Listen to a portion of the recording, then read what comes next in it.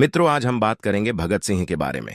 भगत सिंह भारतीय स्वतंत्रता संग्राम के महान क्रांतिकारी थे, जिन्होंने अपनी बहादुरी और विचारधारा से भारतीयों के दिलों में अमिट छाप छोड़ी।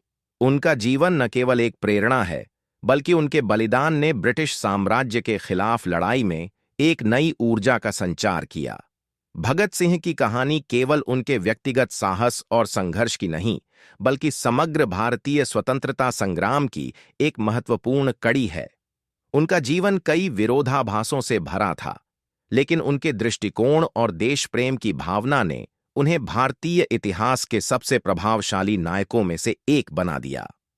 मित्रों, भगत सिंह का जन्म 28 सितंबर 1907 को पंजाब के लायलपुर जिले के बंगा गांव, अब पाकिस्तान में हुआ था। उनके पिता का नाम किशन सिंह संधू था, जो एक स्वतंत्रता सेनानी थे, और उनके परिवार के अन्य सदस्य भी राजनीतिक गतिविधियों में सक्रिय थे। उनका परिवार भारतीय स्वतंत्रता संग्राम के प्रति समर्पित था, और यह वातावरण भगत सिंह के मानसिक विकास के लिए अनुकूल था। मित्रों, भगत सिंह का प्रारंभिक जीवन पढ़ाई लिखाई में अच्छा था। वे बचपन से ही बहुत तेज तर्रार और आत्मविश्वासी थे। उनका आदर्श महात्मा गांधी और लाला लाजपत राय थे, लेकिन बाद में उनका ध्यान एक अन्य दिशा में गया और उन्होंने क्रांतिकारी विचारधारा को अपनाया। ब्रिटिश शासन के प्रति आक्रोश। मित्रों, भगत सिंह का क्रांतिकारी दृष्टिकोण और ब्रिटिश शासन के प्रति आक्रोश उनके जीवन के शुरुआती दिनों में ही विकसित हो गया था।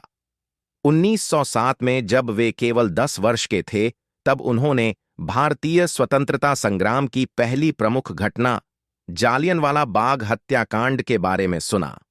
इस घटना ने उनके मन में ब्रिटिश शासकों के खिलाफ गहरी नफरत भर दी। उनकी युवा अवस्था में ही उन्होंने यह निश्चय कर लिया था कि वे भारत को ब्रिटिश साम्राज्य से मुक्त करने के लिए किसी भी हद तक जाएंगे। वे भारतीय स्वतंत्रता संग्राम के विभिन्न आंदोलनों से प्रभावित हुए और जल्द ही उन्होंने यह समझ लिया कि केवल अहिंसक तरीके से स्वतंत्रता प्राप्त नहीं की जा सकती। Hindustan socialist republican association. Bhagat Singh ने अपनी क्रांतिकारी गतिविधियों की शुरुआत हिंदुस्तान सोशलिस्ट रिपब्लिकन एसोसिएशन से की थी, जो उस समय के प्रमुख क्रांतिकारी संगठन थे। भगत सिंह ने अपने साथियों के साथ मिलकर इस संगठन में सक्रिय रूप से भाग लिया। उनके विचार में, यदि ब्रिटिश शासन को उखाड़ फेंकना है, तो इसके लिए हिंसा और संघर्ष की आवश्यकता थी। उन्होंने अपने सहयोगियों के साथ मिलकर ब्रिटिश अधिकारियों के खिलाफ कई योजना बनाई। उन्होंने समाजवाद और क्रांतिकारी विचारधारा को बढ़ावा दिया और यह सुनिश्चित किया कि उनका संगठन केवल ब्रिटिश शासन के खिलाफ न हो, बल्कि भारतीय समाज में व्याप्त असमानता और शोषण के खिलाफ भी लड़ाई हो। लाला लाजपत राय पर हमला 1928 में, जब लाला लाजपत राय ब्रिटिश अधिकारियों के खिलाफ विरोध प्रदर्शन कर रहे थे, तब पुलिस अधीक्षक साईनाथ ने उन पर लाठियां चलाईं। इस हमले में लाला लाजपत राय गंभीर रूप से घायल हो गए और उनकी मृत्यु हो गई। भगत सिंह इस घटना से बहुत आहत हुए और उन्होंने बदला लेने का संकल्प लिया।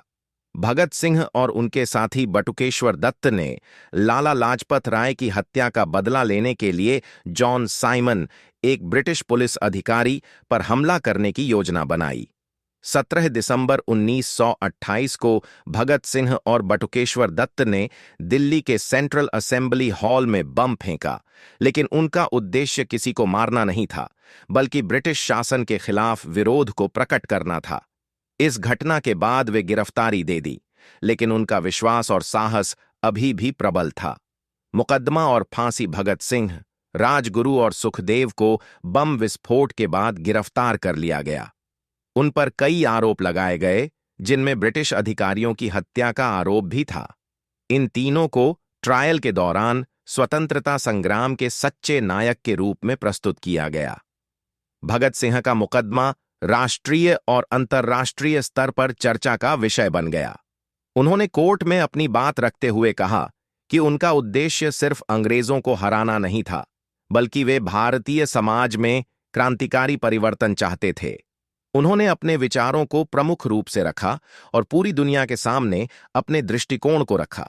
अंततः 23 मार्च 1931 को भगत सिंह राजगुरु और सुखदेव को फांसी दे दी गई।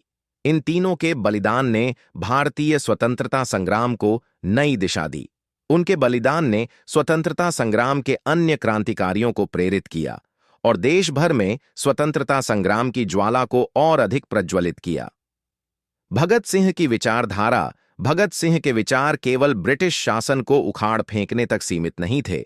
वे भारतीय समाज में फैली हुई असमानता, शोषण और जातिवाद के खिलाफ भी थे। उन्होंने समाजवाद और साम्यवाद को अपने विचारों का हिस्सा बनाया।